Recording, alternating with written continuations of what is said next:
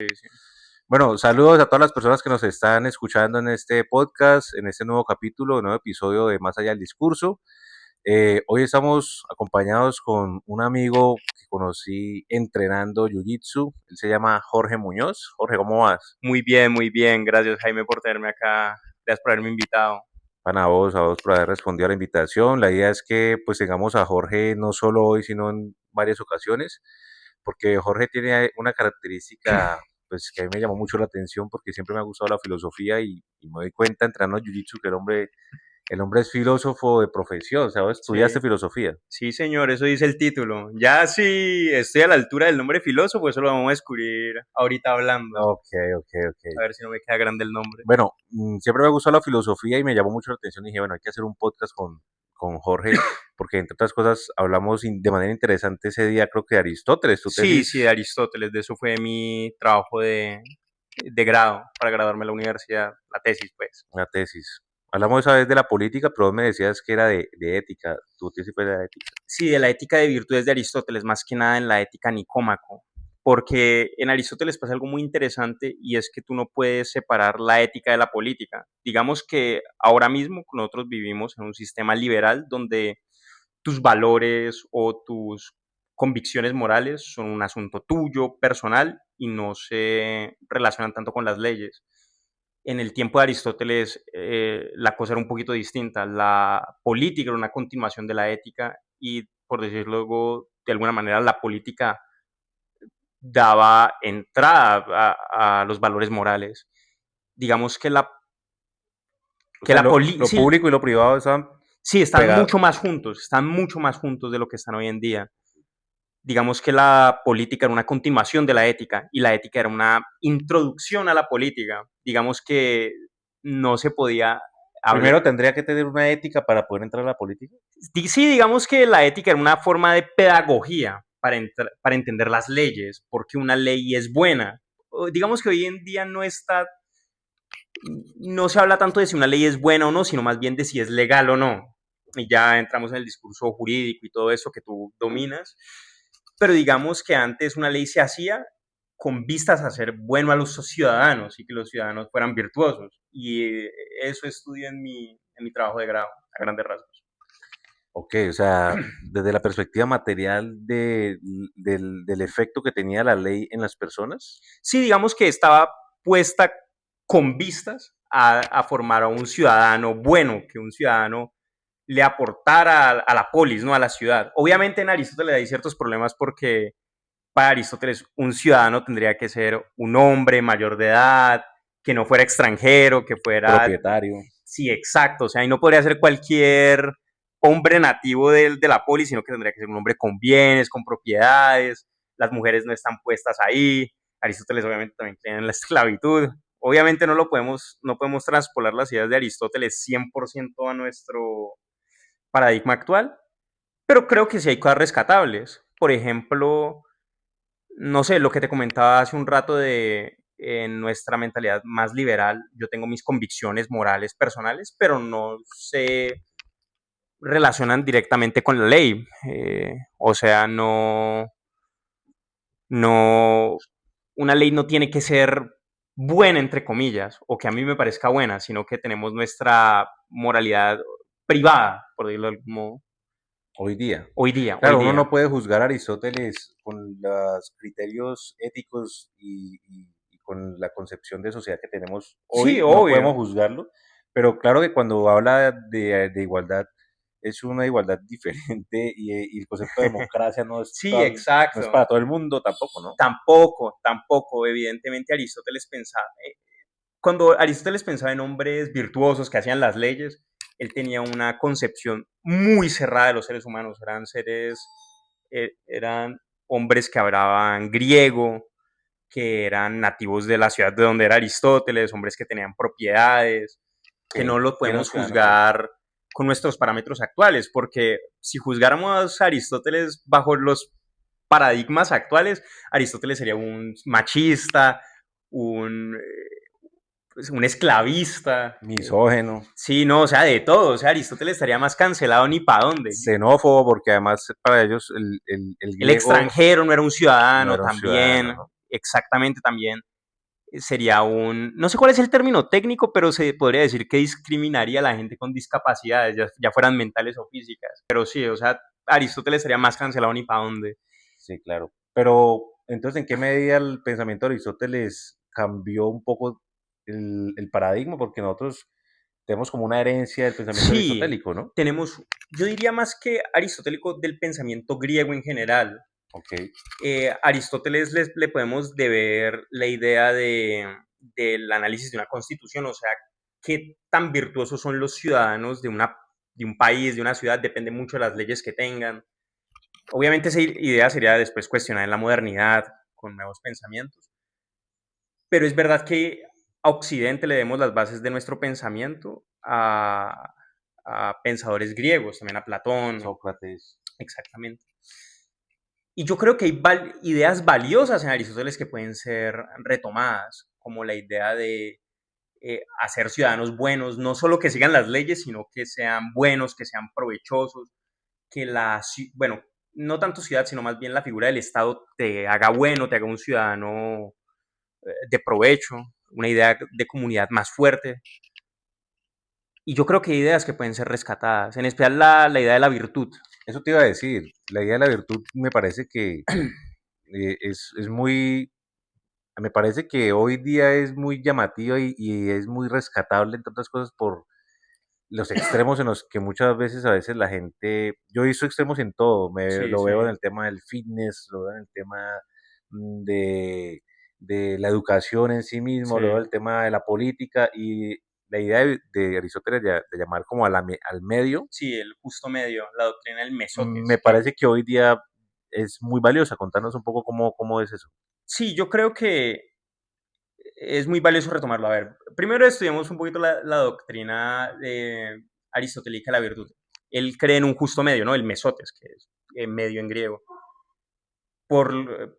El ejemplo más característico siempre es el de la valentía, ¿no? Él la define como un punto medio entre la cobardía y la temeridad, y es una virtud con respecto al miedo. ¿Tú cómo actúas respecto al miedo? Digamos que una persona que se deja vencer por el miedo en situaciones donde debería ser valiente es un cobarde, y una persona que no tiene miedo en lo absoluto, diríamos que un loco, ¿sí me entendés?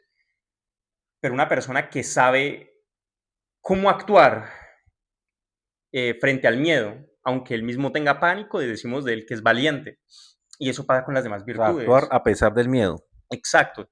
Digamos que esa es la virtud emblemática para describir la doctrina del justo medio, pero se puede utilizar para hablar de otras virtudes como la generosidad, que es un punto medio entre la tacañería El y el despilfarro. despilfarro. Y yo creo que mucha gente, que esa idea nos vendría bien, porque en especial para discusiones políticas, porque en especial en nuestro país, tú ya conoces la historia de violencia, si alguien piensa diferente, en vez de escuchar sus ideas y sus argumentos, lo tachamos como enemigo y de una vez lo queremos matar. Y una actitud más razonable, más moderada sería escuchar sus argumentos e interrogarlos bajo la luz crítica de la razón, en vez de simplemente acabarlos, ¿no? Mira que hubo un examen la otra vez, ¿cómo te digo? Hubo un experimento la otra vez, y en ese experimento ponían, acá hay dos políticos como que han polarizado un poco Sí, la política en Colombia, y bueno, se dice que la gente está cansada de la polarización, pero no parece ser así. Cuando ves la encuesta, la gente como que le gusta y un poco está tomando postura, y tampoco me parece malo que hayan ciertas posturas en un momento determinado, pero le pusieron las frases de un político al contrincante y las del otro a este, sí, viceversa. sí. Y le dijeron, ¿estás de acuerdo con esa frase que es de tu político? Y la gente, uy, sí, claro, estoy de acuerdo. Y resulta que era el político contrario. Entonces la gente, lo que vos decís, no pasa, digamos, por el examen de la razón, las Sí. frases, si lo que dice es correcto, sino quién lo dijo y por qué lo dijo, entonces así es. A mí me parece que la gente es crítica y razonable siempre que no sean con las ideas de uno. Digamos, tú me dices Sí. tal, X, pero yo creo en Y. Entonces, pues yo voy a utilizar la razón como un arma para descubrir las contradicciones y las incoherencias en tus ideas, pero no en las mías. O sea, no es dejarte llevar por la dialéctica de tu idea contra la mía, a ver hacia dónde nos lleva, sino que yo ya defiendo mi idea y lo que hago Sí, es buscar los argumentos para defenderla. sí, exacto. Digamos que yo ya tengo la conclusión y busco los argumentos para defender la conclusión a la que yo ya me había adherido, pero sin cuestionarla. Mira que en el tema de la justicia, en el tema del Sí, derecho, yo tengo algunos amigos jueces, algunos cercanos, y alguna vez tuvimos esa discusión acerca de si el juez es un imparcial. Y bueno, mm, en el derecho existe esa discusión sí, alrededor sí, de sí. si el juez es un imparcial, una especie como de robot, que se deja permear por los argumentos de X y de Y que llega a unas conclusiones a partir de la razón y las pruebas que le presentan. Sí, Y, y hay otra corriente de pensamiento que dice que no, que el juez tiene sus prejuicios, el juez es un ser humano, sí. que él tiene una ideología ya marcada de entrada y que él ya decidió en ese fallo cuál va a ser su Su resultado, veredicto, su sí. veredicto, y que él lo que hace es construir toda una argumentación jurídica alrededor de esa decisión que él previamente, previo al juicio, Sí. ya tomó. Es muy interesante. Yo creo que ahí tendríamos que recurrir a otra rama de la filosofía, que es la epistemología, ¿no? Que analiza el conocimiento y cómo conocemos. Y en los últimos años, los filósofos han sido cada vez más críticos con esta idea de razón pura o tabula rasa, porque antes, más que nada en la modernidad, como que sí se creía que se podía llegar a un criterio racional, objetivo, inobjetable, al cual nosotros accedíamos por medio de las evidencias. Muy Kant. Sí, sí, sí, digamos, pero más que Kant, como todos los filósofos de esa época, ya más cercanos a nuestra época, ya más contemporáneos, nos hemos dado cuenta que los seres humanos no somos tan objetivos como creíamos, a pesar de que haya evidencia que respalde nuestros argumentos. Hay un filósofo de la ciencia muy bueno, te lo recomiendo, se llama Thomas Kuhn. Él escribió un libro a mediados del siglo XX que se llama La estructura de las revoluciones científicas, en las que él decía cómo cambiamos de paradigma científico. Bueno, tú sabes que antes, mismamente Aristóteles, él postuló la idea de que una piedra y una pluma caían en tiempos diferentes por el peso, porque él no tenía en cuenta la gravedad, o los experimentos de Galileo después que decían, no, o sea, una piedra y una pluma caen de hecho a A la la misma misma velocidad. velocidad, simplemente es por la resistencia del aire, pues porque se movían en paradigmas diferentes. Bueno, el punto a lo que quería llegar con Kuhn es que él dice, muchas veces nosotros no nos dejamos guiar por las pruebas y a donde ellas nos indiquen, sino que nosotros tratamos de meterla ya en el paradigma que tenemos. Digamos que en la ciencia eso es un poquito más fácil de discutir porque no están involucradas vidas humanas, en el sentido de que, bueno, si yo saco un paper con estos resultados, pues seguramente no te va a afectar la vida. En cambio, con una sentencia judicial, ya estamos hablando si alguien va o no va a la cárcel. Pero como decía, es más grave en temas jurídicos, porque estos sesgos sí tienen un impacto directo en la vida humana. Entonces, es muy difícil ser, de hecho, crítico con las creencias de uno porque uno cree desde el primer momento que uno está siendo objetivo.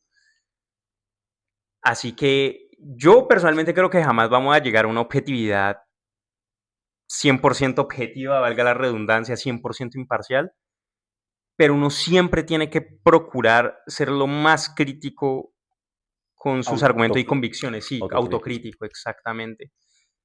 Eso no quiere decir ser neutral siempre, porque, como te decía, la moderación en Aristóteles implica también ser moderado en cuanto a la moderación. O sea, me explico, uno no puede ser moderado siempre porque entonces uno llegaría a un extremo de moderación. Hay momentos en los que uno sí tiene, esto es lo que yo sostengo, es una postura ya mía, en los que uno tiene que ser firme en sus convicciones, pero en la medida de lo posible, ser crítico también. Es un poco raro, sí. Incluso la ciencia, la no ciencia social, sino la ciencia exacta, las Mm. ciencias naturales, Las ciencias duras que le llaman. esas ciencias duras, esto aplica para también el científico que cree que él se está dejando llevar por lo que descubra y muchas veces se plantea que él está buscando lo que ya cree que existe y Mm. lo que hace es ir descartando hasta que encuentra esa verdad que él Exacto. previamente ya ha decidido que va a encontrar. Exacto, él ya tenía la conclusión, ya tenía la respuesta antes de hacerse las preguntas. Kuhn, de hecho, en este libro, el de la estructura de las revoluciones científicas, él dice que por eso muchos de los grandes avances en ciencias son hechas por personas relativamente jóvenes, porque ya los viejos ya se ajustaron a sus doctrinas, a sus pensamientos. Imagínate vos, no sé, eres un químico en el siglo XVIII. Él ponía este ejemplo de la teoría del flojisto. Antes de que se descubriera el oxígeno, había pues, esta teoría química y ya había científicos que le habían botado mucha corriente a eso. Entonces imagínate tú ser un científico de esta corriente, estarte botando 50, 40 años de carrera a esa doctrina y luego que llegue un jovencito, Lavoisier creo que fue, y te diga, ve, tu teoría es incorrecta porque ustedes no tomaron en cuenta la existencia de este elemento que es el oxígeno. Pues obviamente tú por aferrarte a tus convicciones, tú vas a desacreditar esa nueva teoría. Y es lo que pasa. Es lo que pasa en ciencia y es lo que pasa muchas veces en la justicia también, en las leyes. Y en la vida en general, usualmente si yo te digo, ve, yo creo que tus decisiones de vida son incorrectas por esto y por esto, lo más probable que pase no es que tú cambies tu cosmovisión o tus costumbres, sino que encuentres algún modo para justificarlas. Muchas veces toca ese tema que vos acabas de Sí, tocar y lo dice exactamente así. Él dice, mira, creo que es Dale Carnegie el que lo escribe, y dice algo así como que si vos vas a criticar a una persona, esa persona lo primero que va a hacer es defenderse. sí, Entonces pienso que eso es muy cierto lo que decís, pero creo que también lo afecta el cómo lo hacen, ¿no? La forma en la que, aunque lo que él aplica es más para una conversación de sí, amigos en los que yo quiero hacerte caer en cuenta sí, que sí. estás incurriendo en algún error, entonces hay formas de hacerlo para que vos digas, ve, tienes razón. Pero claro, me imagino que ahí uno extrapola esto ya a una confrontación científica y no hay forma de decirlo suave, estás equivocado, Sí, entre científicos. a mí, yo vi en estos días, o sea, te quedo debiendo la fuente porque no me acuerdo dónde lo vi, pero vi en estos días, tú estás al tanto de la teoría de la evolución, todo eso. La teo- Darwin, Exacto. Digamos que nosotros evolucionamos, que ya también eh, está muy criticada, ¿no? sí, también, pero yo me refería a nosotros evolucionamos para ser más aptos a la supervivencia. No eh, es el criterio que marca, que da la pauta. Y nuestros cerebros O funcionan sea, evolucionamos para ser más aptos para sobrevivir. para sobrevivir. Y en ese orden de ideas, nuestro cerebro es más apto para la supervivencia que para encontrar la verdad. Y, Ok, digamos, sí. y nosotros instintivamente asociamos las sensaciones placenteras con la supervivencia y las displacenteras con la no supervivencia, con la muerte. Como por ejemplo el hambre. Tengo hambre, me siento mal. Tengo hambre, es una sensación desagradable. Como me lleno, es una sensación agradable. Ahora bien, pasémoslo al terreno de las creencias. Si yo creo algo y ya está en mi sistema de creencias, yo lo asocio con una sensación positiva, por tanto, a la supervivencia. Me contradicen eso, genero displacer o incomodidad, disconfort, y asocio eso con la no supervivencia. Por lo tanto, cuando a mí me dicen como que ve, está equivocado por esto y por esto y por eso y me muestran la Estoy en evidencia, peligro, estoy en peligro y reacciono, como vos decías, para defendiendo. defenderme. Porque defender mis creencias significa muchas veces para nuestro cerebro defender nuestra vida, nuestra existencia. Por eso muchas veces es difícil hacer que otra persona cambie de opinión. ¿Yo qué creo que se debería hacer? La persuasión, es decir, si yo te muestro esta verdad, es porque es más beneficioso para ti. Tu vida va a mejorar. Es un poco lo que dice el Carnegie, cuando quiere que una persona cambie o quiere acercarlo a su punto de Mm, vista, él no le dice, estás equivocado. Dice, es más, empieza por darle la razón. Dice, yo pienso que lo que decís es verdad. Sin embargo, no sé si tuviste en cuenta esta variable que te mm, puede servir a tu argumento. Y entonces le voy entregando herramientas bien entregadas, de manera que le permitan a la persona un poco con la guardia baja, decir, bueno, exacto. por eso hablamos del cómo hacerlo a veces también es importante, ¿no? Yo creo que por eso es que en política la gente tiende a ser tan agresiva, ok. tiende a ir con los dientes afuera, porque cuando tú le intentas vender otra idea, ellos se sienten amenazados en su supervivencia, y también porque no le estás acá metiendo ideales abstractos de la justicia, de lo que es el bien, sino le estás vendiendo una idea muy concreta de un político que va a tener consecuencias directas en su vida. Y si ese político no se corresponde ya con mis ideales, yo me voy a sentir amenazado. ¿Yo qué te digo? Yo he llegado a la conclusión, esta sí ya es propia, de que no vale la pena hacer caer en cuenta a una persona que su opinión esté equivocada, a no ser que vaya en contra de su integridad física o de su bienestar. Yo siempre pongo el ejemplo del alcohólico.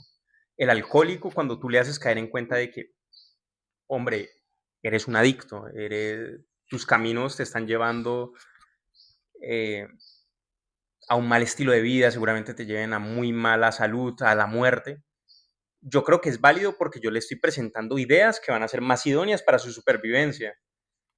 Pero si la persona cree que la Tierra es plana, pues No le va a afectar su vida sí, en general. obviamente, eso ya lo podemos dejar para otro programa. Definitivamente. A ver en qué medidas esas ideas después son perjudiciales, porque tú sabes que las personas son más susceptibles a caer en manipulaciones políticas, todo eso. Pero con todo esto de Epstein, ya uno no sabe qué es verdad y qué es mentira, Sí, porque todo no, eso que ese es otro comían, tema que podríamos tratar, es muy interesante. mira que cuando hablaban de Hollywood, que comían niños, todo el mundo decía, pero Sí, esas cosas tan exageradas. uf, Y que empiecen a salir archivos de todo este caso de Epstein, que corroboren que esas cosas son reales, créeme que los conspiranoicos de esa ahí como se saqué la chulean ahí, lotería. claro, se ganan la Uf, lotería. es como te digo, es otro tema que tenemos que hablar en otro podcast, porque créeme que cuando a mí llegó estas noticias de los archivos de Epstein,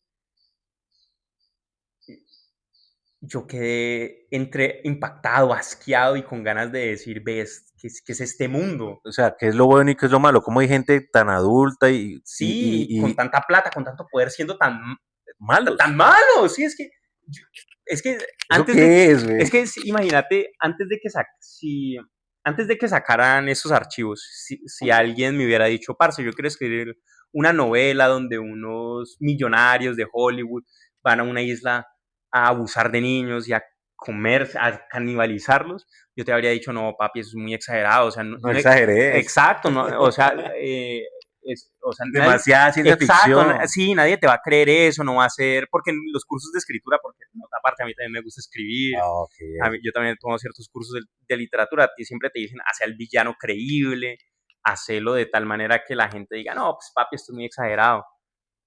Y ahorita que salgan archivos que corroboren qué pasó en la vida real, o sea, No, y mira, este ingrediente, que el hecho de que quien haya destapado todo esto haya sido el Vaticano en cabeza del Papa Francisco, sí, pone en contraste más aún todo el tema del bien y el mal, quién es el bueno, quién es sí, el malo, porque tengo entendido que hubo gente que supo de esto y que no lo pudo, no lo quiso sacar a flote y Francisco contra el que fuera publicó todo esto. Y sí. entonces imagínate el papel del Vaticano en el mundo, pues en contraste con todo esto que está pasando con estos ricos de Hollywood, ¿no? No, como te digo, a mí me gustaría hablar de este tema de los archivos de Epstein después, porque da A para detalle. 2, 3 programas completos. Bueno, entrando un poquito a lo que hablamos tras bambalinas, Mm. ¿cómo aterrizamos todo ese tema de Aristóteles y, bueno, vamos a De la decir, filosofía en general. de la filosofía en general, al tema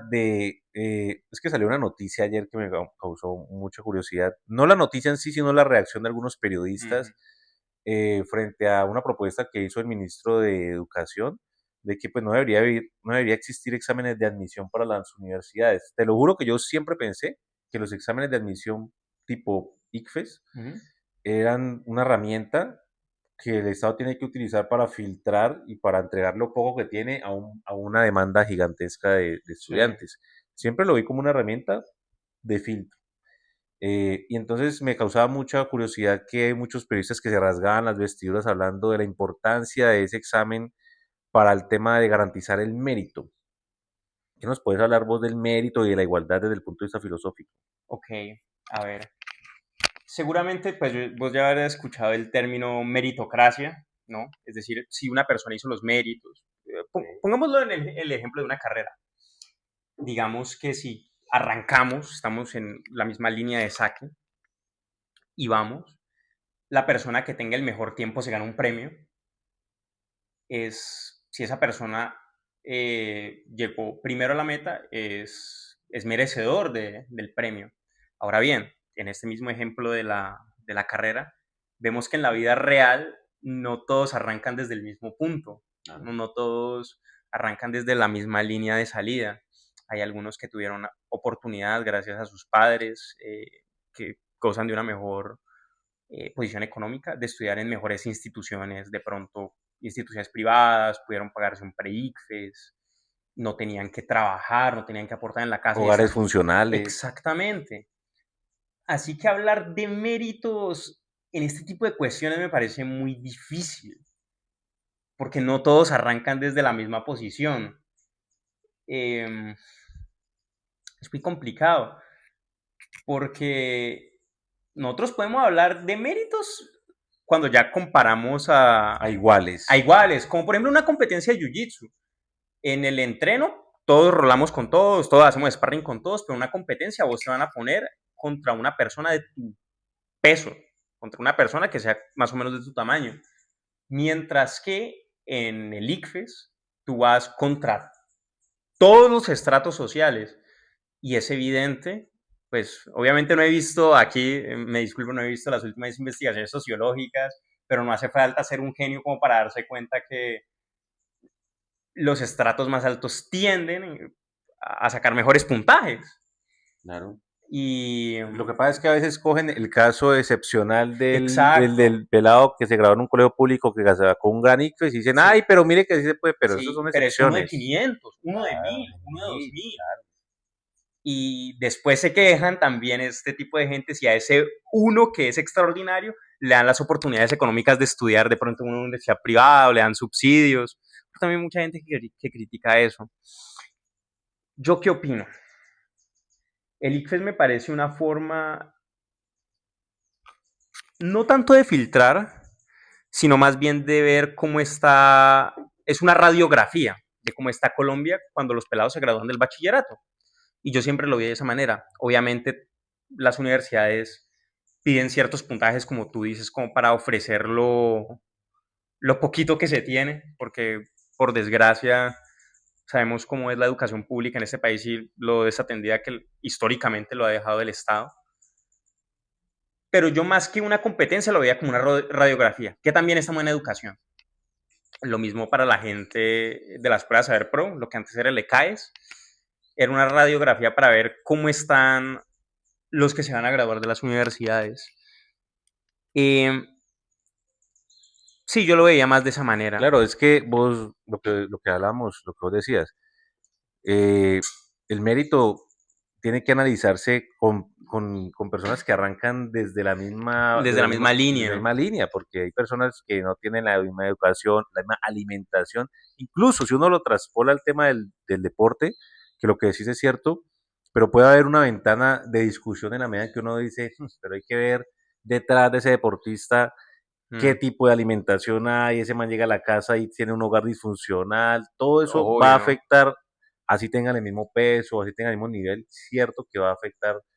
Hay unos temas detrás que pueden, digamos, llegar a generar cierta desigualdad del punto de partida. Entonces, la meritocracia pienso que está muy, muy sobrevalorada. Pienso que también, pues bueno, tiene su punto de partida y tiene su historia, pero Sí. creo que está muy sobrevalorada, ¿no? Yo creo que si hablamos de meritocracia, tendríamos que hablar de meritocracia verdadera. Es decir, escógeme a dos pelados del mismo colegio y mira su rendimiento.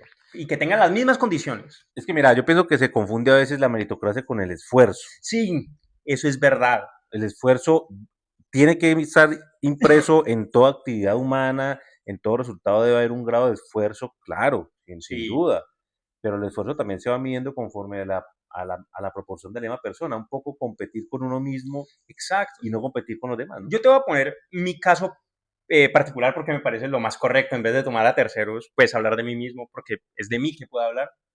En el colegio a mí me iba muy mal en materias de ciencias duras, biología, física, matemáticas, Química. exactamente.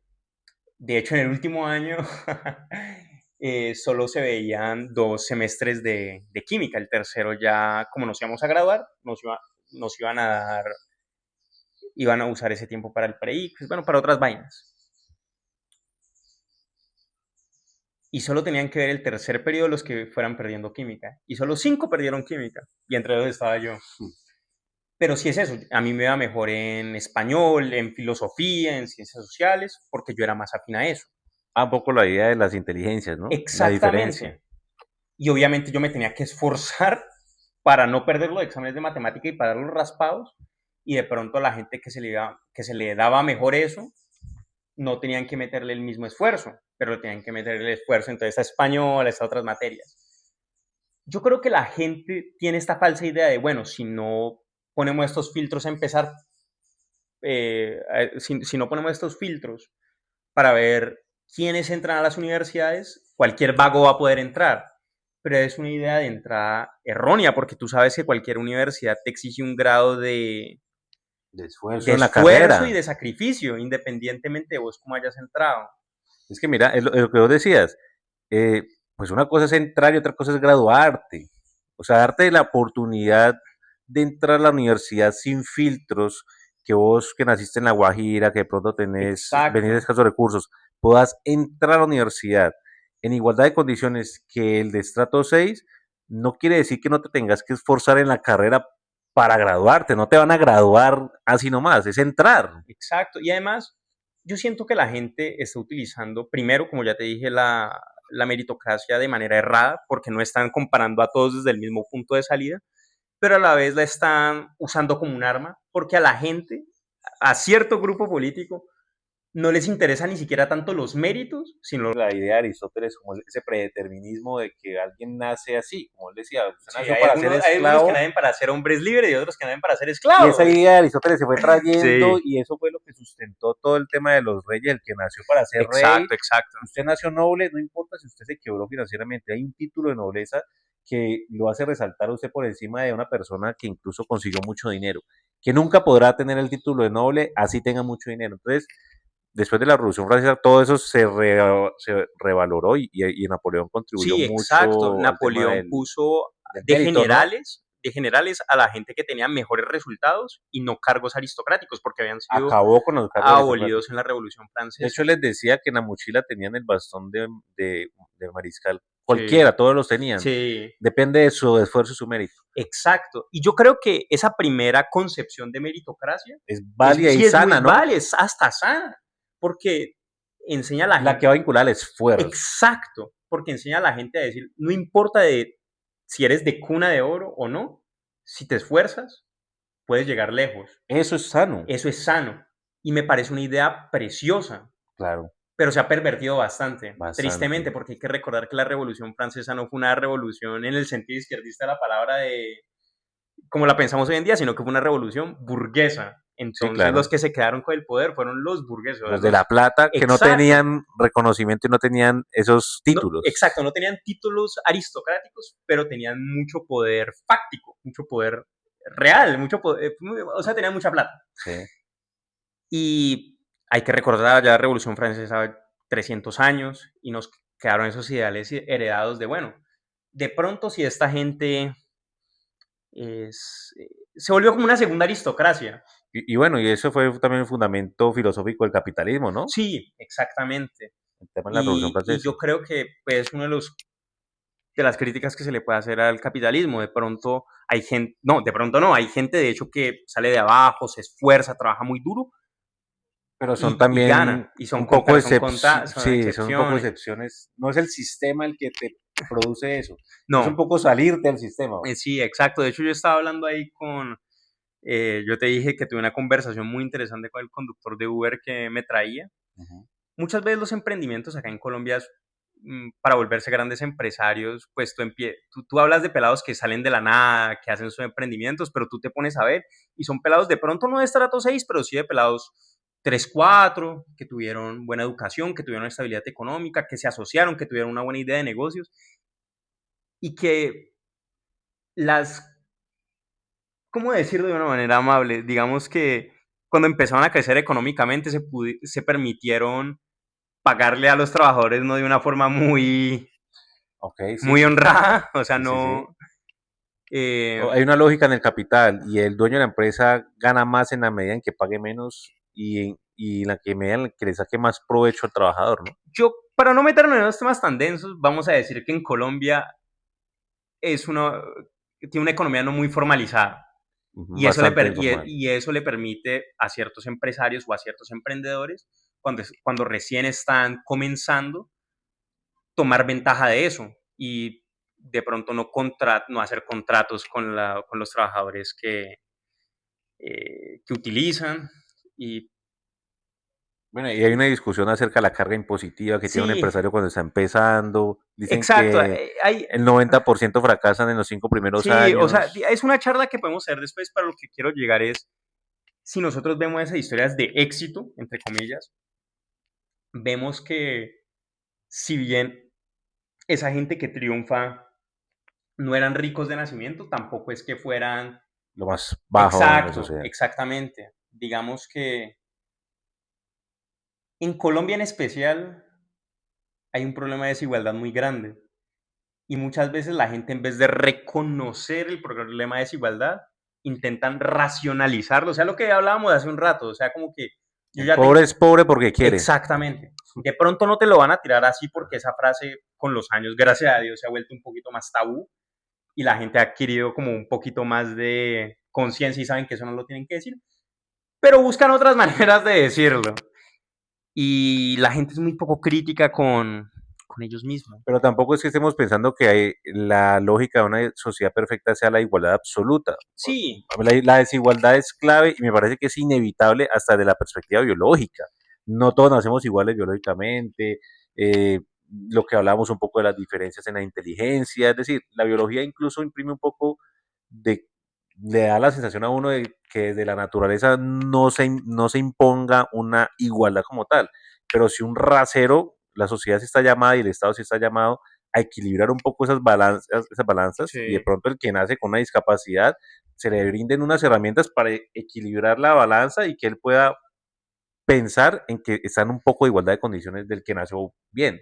Y Es un poco la tarea del sí, Estado, ¿no? respecto a la igualdad y la desigualdad y el rol del Estado frente a esas dos posturas, en la filosofía hay muchas perspectivas, ¿no? Digamos que si nosotros vemos en la naturaleza, vemos que la igualdad, la justicia no es el orden natural de las cosas. O sea, vemos de hecho que en la naturaleza hay muchas desigualdades y muchas injusticias. Digamos que el pez pequeño se come el pez grande, se come el pez pequeño y todo eso. Y yo también creo que lo que vos decís es correcto en el sentido de que no hacer a todos iguales por iguales, porque ahí se podría caer un poco en un totalitarismo, pero sí dar condiciones de vidas dignas. Sí, equilibrar un poco la balanza para que el punto de partida sea más o menos el mismo para Sí, todos. exacto. Digamos que alguien que tenga eh, empleos, que la persona que tenga el empleo que sea pueda tener la capacidad de tener una vida digna. Y es que mira, el tema de la educación, por ejemplo, que hace parte de eso, ya hoy día, pues ya la sociedad colombiana se dio la pela y llegó a la conclusión de que definitivamente debe ser gratuita y universal la educación hasta el bachillerato. Hasta ahí Sí, como que todo el mundo está sí, de sí, acuerdo. de Y acuerdo. ahorita la discusión es si la universitaria también, pero pienso que vamos a ir hacia allá y vamos a llegar algún día a la conclusión de que obvio todo el mundo debería poder estudiar lo que quiere, por lo menos ingresar. Ya si usted no dio en la exigencia que le da la carrera, Sí, no se trata de graduar a todo el mundo sí, sí, tampoco, ¿no? tampoco. Pero es abrir la posibilidad de que puedas entrar, incluso al vago, que puede que en la dinámica de lo que empieza a estudiar diga, uy, y engancharse. Te lo digo porque yo conocí muchos amigos vagos en la universidad y ahora litigan y digamos, se desempeñan profesionalmente, se fueron por una rama y se volvieron expertos en una rama y son excelentes abogados hoy día y no dabas un peso por ellos en la universidad. Entonces creo que pues parte de la universidad su tarea es esa, ¿no? Transformarte en ese Sí, es sentido. verdad. Parte de la tarea de la universidad también es hacerte encontrar tu rumbo. De pronto ellos eran vagos porque en las primeras materias de la carrera, que todos tienen que ver, los trataban un poquito como si fueran materias de colegio. O sea, como que esto a mí no me gusta. ¿yo para qué le voy a poner atención a eso? Pero cuando ya encontraron lo que les llamaba, ahí sí se esforzaron. Yo creo que la gente tiene no sé, no puede concebir un mundo donde todos sean egresados de universidad porque en especial en Colombia, como que Hay antes, cierto clasismo también ahí, sí, ¿no? hay un clasismo muy... Yo soy abogado, soy Sí, profesional, y vos no, entonces exacto, me siento que soy mejor. exacto. Digamos que en Colombia antes de un título universitario era algo extraordinario, todo el mundo se podía permitir eso. Y la idea solo de que, listo, démosle cabida a estudiar el que quiera, como que mancilla un poco eso. Pero yo creo que en la medida en que el país se haga más justo y se le brinde la oportunidad a la gente de estudio, mucha gente, de hecho, se va a dar cuenta que las carreras universitarias no son lo suyo. A lo que quiero llegar, por ejemplo, en Alemania también, y en países europeos en general, que la educación es gratuita, es pública.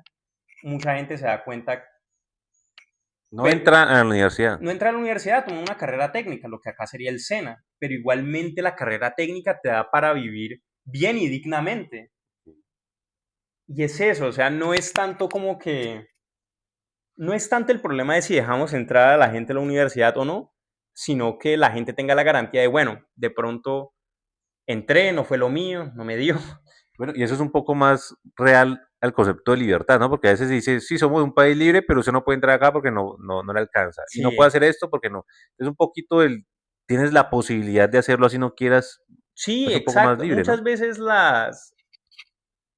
¿cómo se dice? Las condiciones de libertad van ligadas a lo que una persona gana. O sea, digamos, uno no es... Bueno, eso es muy Marx también, ¿no? Las Sí, condiciones materiales son las que van a sí, afectar las ideas, ¿no? sí. De Marx también podríamos hablar de otro capítulo completo y del Otros, un socialismo. poco yo. Pero sí yo creo que es eso. O sea, uno es realmente libre si no tiene las condiciones materiales para hacer efectiva esa libertad. O sea, por ejemplo, o sea, vos y yo constitucionalmente somos libres ahorita de irnos al lago Calima, pero tenemos el billete pues para pagar la gasolina hasta allá, el hospedaje Ah, allá, para lado alquilar una Calima, finca. sí. Bueno, Bueno, a está bien, Dubái, pues. a Dubái.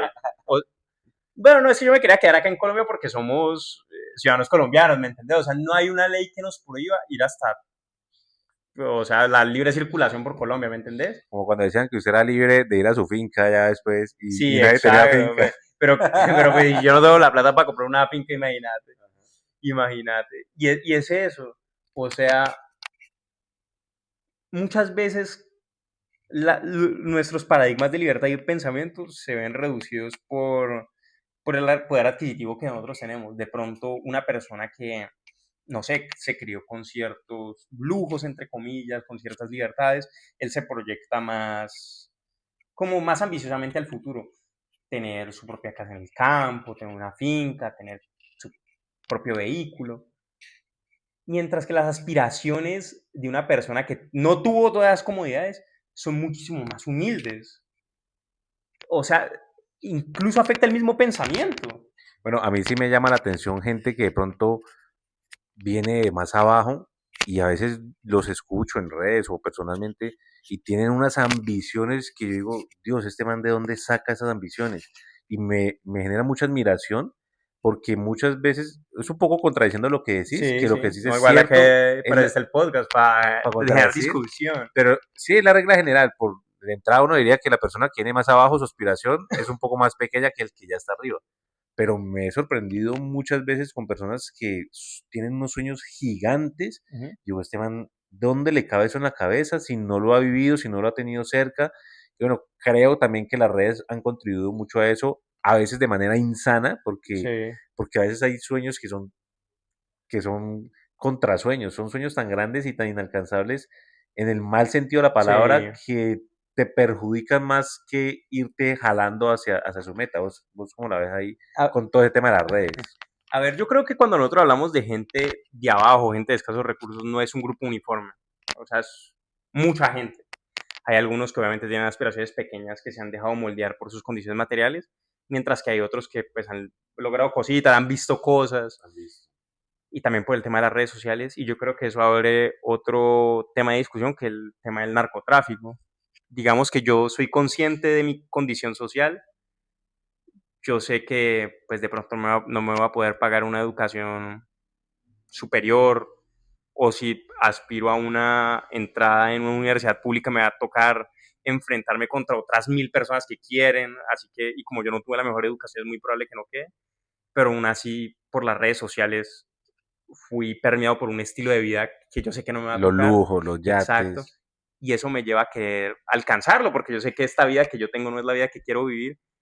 ¿Y cuál es mi única alternativa? El narcotráfico o la delincuencia. Yo creo que va más para allá, porque obviamente hay gente que tiene la ambición de hacer reales sus sueños, volverse empresario, volverse adinerado por la manera legal, pero cuando vos ves la realidad contra tus sueños, te das cuenta que la única manera de hacerlo es algo que te dé plata, mucha plata en muy poco tiempo, y lo que tienen ellos a la mano es el narcotráfico Entonces ahí se combina o el la tema, criminalidad en general. el narcotráfico, la criminalidad o esos vendehumos en las redes que te dicen que te Sí, vas a enriquecer comprando sí, esto, sí. lo otro, y la gente cae mucho en eso. Entonces es como son como las víctimas un poco del sistema del capital, ¿no? Sí, yo, fíjate, en estos días vi un video, ahorita no me acuerdo de la creadora de contenido, me acuerdo que era una mujer que explicaba esto.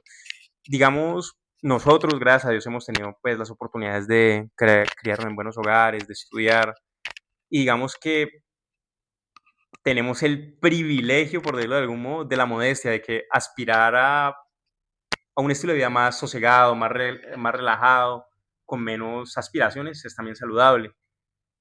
Pero imagínate a alguien que ha tenido muy poco o casi no ha tenido nada. A esa persona vos cómo le vas a decir, ve, no, conformate con lo que tenés, no sueñes tan en grande, si la persona nunca ha tenido nada. Yo estaba pensando justamente esa idea que estás diciendo ahora, las personas que de pronto tienen la posibilidad de nacer en un estrato medio tal, pues entienden que la vida no necesariamente es enriquecerse y han disfrutado un poco Sí, los placeres de exacto. la vida, pero el que viene de abajo no le puedes decir eso, Sí, ¿no? exacto, Él quiere los placeres de la vida. porque él nunca ha tenido la oportunidad de abstenerse, Él sino no que, quiere llegar hasta el medio, él quiere seguir y buscar lo sí, mejor. porque vos cómo le vas a decir que se abstenga si nunca ha tenido la oportunidad. Ya una persona que es de estrato, que es clase media alta, vos le puedes decir como que de pronto una buena vida es una vida sin tantos lujos, más sosegada, más tranquila. Una vida virtuosa, una vida Exacto, media. más aristotélica. Pero una persona que no ha tenido la oportunidad, porque la vida no se le ha dado de ser, ¿cómo decirlo?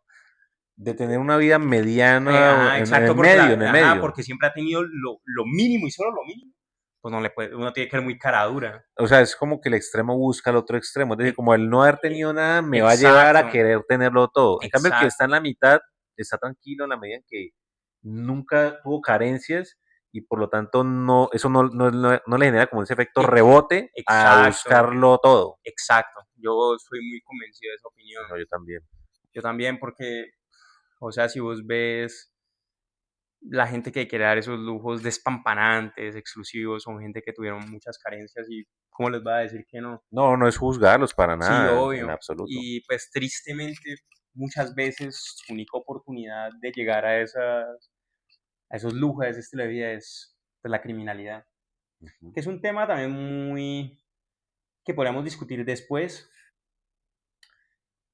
pero si vos ves Colombia como ha sido un país tan inseguro, donde pues tristemente la justicia no opera siempre de la mejor manera, donde la gente siente que hay mucha impunidad, eso lleva a pensar al grueso de la población como que el único, Como que si fuera un camino, ¿no? sí, sí, eso lleva a pensar a la gente que el único camino de lidiar con los criminales es dar bala, Ok, ¿sí me sí. entendés? Así, esa falta de Estado, esa ausencia. Sí, y cuando tú les dices como que no, pero mira, mucha gente se vuelve criminales por falta de oportunidad, la gente te sale como que, ay no, pues pobrecito el ladrón, o sea, Que es un poco la discusión de Westcott con el presidente cuando de sí, Westcott le dice, no, mire, yo vengo de abajo y yo no busqué criminalidad, que también es cierto, es decir, es un poco volver a lo medio, volver a la no, virtud es verdad. de no ir a extremos, porque todo es verdad en últimas, ¿no? No, sí es verdad, como yo te digo, no se trata de perdonar a criminales porque sus condiciones de vida hayan sido duras, porque la justicia va a tener que seguir haciendo su trabajo, sino de para un futuro, Entender de dónde ajá, nace todo. y darles mejor medios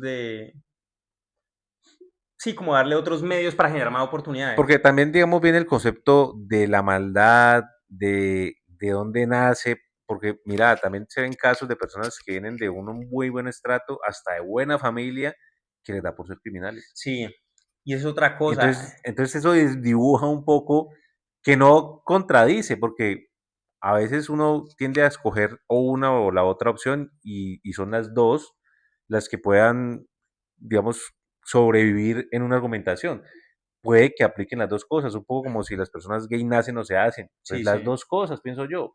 No es, Es, hablando del tema de los criminales que tienen plata, tú ves que, no sé, también es un país donde la justicia muchas veces falla y los criminales quedan en impunidad porque los criminales que tienen los medios económicos para evadir la justicia efectivamente lo hacen. Pero eso no, no sé, o sea, eso no implica que uno por ser de un estrato inferior sea más malo. Por ejemplo, yo no sé si te acuerdas, hace un par de años, este famoso arquitecto en Bogotá que que secuestró a violó la a la niña, niña, sí, sí, exacto, que la mató. San Boní, de manera Exacto. horrible. O sea, esa era gente pudiente. Y aún así cometieron un crimen, una abominación. Pero mira O que yo, esta gente, los archivos de Epstein, lo que hablábamos hace rato. O sea, imagínate, es la gente con más plata en el mundo. sí, de pronto no es solo la parte económica, sino de qué familias vengan, cómo haya sido la formación, qué Sí, ejemplos hayan visto, o también si usted nació químicamente malo, porque es otro ahora tema. se viene toda esa discusión filosófica de qué es el Sí, que bien, es qué el es el mal. mal, de dónde viene, personas que vienen de buena familia, buenos recursos y les provoca hacer el mal, un poco, como decía el Watson, por ver el mundo arder. Y Sí, ya, simplemente por eso. esa otra discusión que me gustaría tener en otro podcast, pero lo que yo te puedo decir ahora es que una persona, entre más poder acumule, más, Tiende a... sí, más tiende al mal, o mejor, o más que tender al mal, más tiende a desdibujar sus fronteras morales. Digamos, como que, ¿cómo decirlo? Yo sé que vos no me vas a golpear y robar acá mientras estoy inconsciente porque hay una frontera moral entre nosotros que tú has probado con acciones. Pero en un entre más poder tiene, más tiende a abusar de él, sí, sí, quizás. exacto. Y el poder no solo es económico, digamos, una persona con una pistola, un criminal, aunque tenga muy pocos recursos económicos, se siente muy poderoso y por eso tiende a hacer esas acciones poco éticas, porque Ujú, el poder ya desdibujó sus límites morales. ujú. Es muy complejo. Yo creo que todo viene retomando, retrotrayendo un poquito la discusión a que para evitar futuras injusticias se tienen que dar mejores oportunidades, mejores condiciones materiales a los sectores más necesitados. Por ejemplo, no sé si a vos te gusta la UFC, esa vaina. Ah, nosotros practicamos jiu-jitsu. Obvio, o sea, vos sí ves que todos estos campeones de Dagestán aspiraban a ser, pues, peleadores de artes marciales mixtas o eh, medallistas olímpicos porque el Estado ruso vio que esa era un área muy pobre, donde los pelados tendían muchas veces al terrorismo islámico porque habían organizaciones criminales ahí que buscaban a los jóvenes y el Estado ruso lo que hizo fue meterle fuerte a la parte deportiva para que los pelados pudieran, Pero no sabía eso. O sea, toda esa sí, cultura que se está formando en Dagestán alrededor de las sí, de luchas la lucha grecorromana, grecorromana, del el grappling, grappling. sí, es muy motivada por el Estado ruso, Ok. porque sí, sí, sí, no sé si te acuerdas que por ahí de los 90, principios de los 2000, Rusia tuvo un problema ahí, una guerra con Chechenia. Sí, claro. Kosovo, toda esa Sí, parte. exacto, porque pues, una, son repúblicas independientes que hacen parte del Estado ruso, pero de mayoría musulmana, digamos que Hicieron parte del imperio como tal, creo que de sí, la URSS, sí, y ajá, exacto, ya cuando cayó la URSS, como que muchas de estas repúblicas aprovecharon buscaron para... para separarse y el Estado Sí, ruso quería seguir anexándolas, y eran regiones pues mucho más pobres comparadas con pues, con la Rusia europea, eran partes donde sobresalía la delincuencia. De hecho, Dagestán, que es de donde es allá Khabib, de donde es Islam Makhachev, esa era la parte, pues, más peligrosa de Rusia en aquel tiempo, porque muchos de estos terroristas chechenos buscaban jóvenes en las repúblicas también musulmanas como Dagestán, que estaban por ahí por el Tártaro, y el Estado ruso vio ahí que tenía que intervenir, lo hizo apostándole al deporte. Y yo creo que acá en Colombia podría servir algo parecido con el jiu-jitsu. Obviamente ya hay movidas públicas que se están, nosotros mismamente entramos en un espacio público dado por Indervalle, eh, y yo creo que eso tiene un efecto positivo en la sociedad, pero sería como hacerlo más, llevarla más a los barrios, darle a conocer esto a los pelados, decir que esta es una alternativa al crimen, esa es una alternativa para demostrar tu rabia, esta es una alternativa para llevar un mejor estilo de vida. Obviamente acá en Colombia, pues como un país tan futbolero, no tenemos pues esa, ¿cómo se dice? Esa cultura en Esa otros cultura de los deportes de deportes. contacto, pero también se podría hacer lo mismo con el fútbol, o sea, se podría hacer una inversión grande en fútbol. ¿No? Y toda la filosofía que hay alrededor de la marcialidad, de los deportes de Exacto, que yo creo contacto. que es algo que podría enseñar valores, que podría enseñar respeto, que podría enseñar un camino recto, una mejor forma de vivir la vida. Y Y que viene de la mano con todo ese tema del mérito y el esfuerzo. obviamente esto tendría que ir de la mano de otros recursos materiales, obviamente les tendría que dar comida a ciertos pelados, Sí, claro, como hay ¿sí? actualmente programas que Sí, ayudan en eso. exacto. Y a mí personalmente me parece una muy buena alternativa. Eh, lo malo de la inversión social es que uno muchas veces no ve la inversión en términos Tangi- monetarios. o de manera tangible. Sí, exacto. O sea, muchas veces, o sea, si yo invierto, digamos, no, Jaime, Sí, ve, no es una inversión en un comprémonos una casa capital. entre los dos, la ponemos arriendo, todo eso, y nos dividimos las ganancias. Acá las ganancias serían, pues, a mucho más largo plazo y serían no económicas, sino menos inseguridad en las Pero calles, es lo que más las cultura. sociedades serias han hecho y lo que cuando un colombiano viaja a otras sociedades que ya Sí, se han dado esa pela dicen, uy, mira todo cómo funciona allá. Sí, pero en algún momento se dieron esa pela de hacer una inversión en la sociedad exacto. bien hecha y darse el tiempo para que esos cambios se den, ¿no? Y yo creo que esa es la aproximación más saludable, porque la medida en que tú ves qué tanto un Estado, un país le mete al deporte, es el reflejo de cuánto le mete a otras cosas. Y O sea, sí, claro, eso es una medida de cómo está funcionando económicamente el país, ¿no? sí, sí, sí, De cómo, de qué tan sano está la economía del país y sí. también estoy invirtiendo en cultura, en deportes. Pero incluso si no es con deportes de contacto, yo creo que es una inversión fuerte que se debe hacer, que eh, le enseña a la gente que hay otro camino y que no están solos, que hay instituciones que están detrás de ellos, que los apoyan. Jorge, pues hermano, súper agradecido porque estamos retomando otra vez el tema del podcast, del canal. Jorge va a ser un invitado constante a este Gracias, canal porque pues ya vieron lo interesante que es gracias. escuchar a Jorge Muñoz. Mi hermano, muchas gracias por participar en este capítulo. Gracias por los capítulos en los que vas a participar más adelante. Y pues muchas gracias por las ideas que nos aportaste y espero que a todas las personas que hayan escuchado este capítulo pues les haya servido muchísimo. No, pues muchísimas gracias a la audiencia de Jaime por haberme escuchado y muchísimas gracias a vos, Jaime, por haberme invitado, por haber creído en mí y por esa conversación tan interesante que me diste la oportunidad de tener. Muchísimas gracias. Muchas gracias, mi hermano.